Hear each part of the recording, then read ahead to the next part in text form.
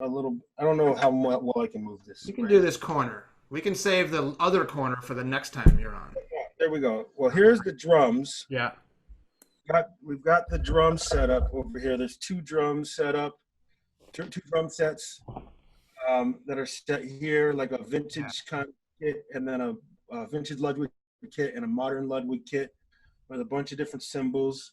Cool. That cymbal down there is my father's old K from the original Zildjian K factory, Yeah. which I love Turkish kind of cymbals, and I work now with Istanbul Cymbal Company, which makes hand make cymbal in the old style.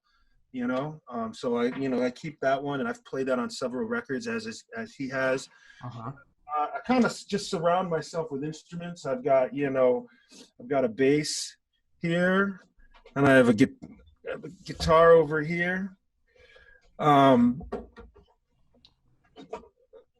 this is a recorder of my mother's that she would record with a lot, and she left with me on the last time she visited us, with hopes that I would, practice it and learn a couple folk songs, which I still have yet to do. You But got time. You got time. yes, but this one is kind of special. And then for keyboards, I got a number of keyboards on here.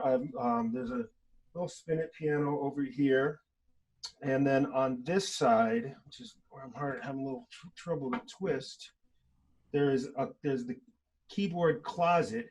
Okay. And what's on the stand there, right behind?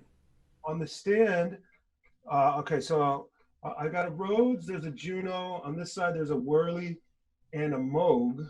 Like, so there's some analog synthesizers and some electro acoustic instruments, like Okay. Pulitzer and the Rhodes. And then on this stand over here, I have it's an MPV 32. It's an Akai, so it's basically a MIDI controller. Let's see if I can grab that here. And so here I can have through it's connected to the computer, and if I'm in an Ableton Live session, I can spread out samples through here, and I can also kind of control the start and stop functions on Ableton, do some mixing.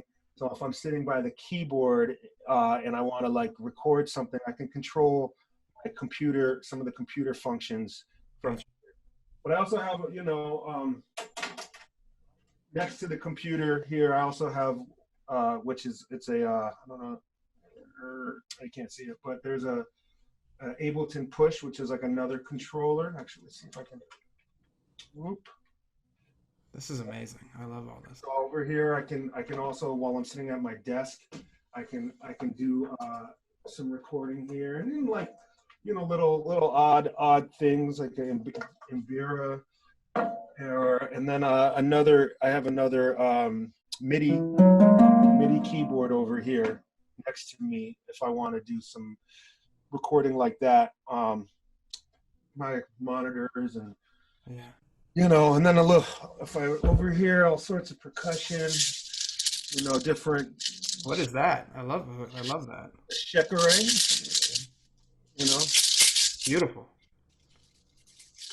and what we got You got the bass in the back.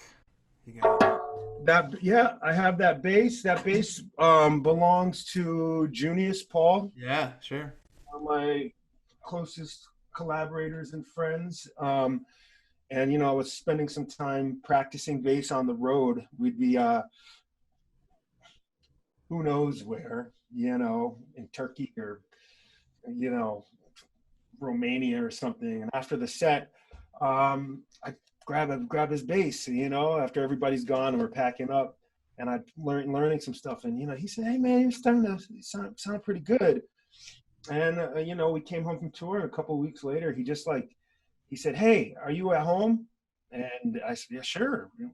And he just stopped by and lent me this thing to practice on as one of his extra basses. That's awesome. I've been holding on to that, I've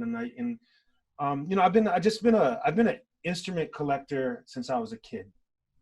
I grew up, in a household with a lot of musicians stopping by. Both my parents are musicians, and I always just, loved instruments.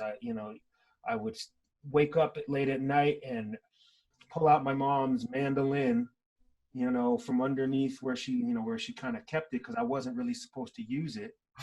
And late at night, I might, pluck around on it. Just Other kids snuck other things from their parents. You were sneaking the mandolin. I love that. yeah, I pluck some other things too, but but Makaya, thanks for doing this. yeah, Thanks for showing us the studio. Thanks for chatting.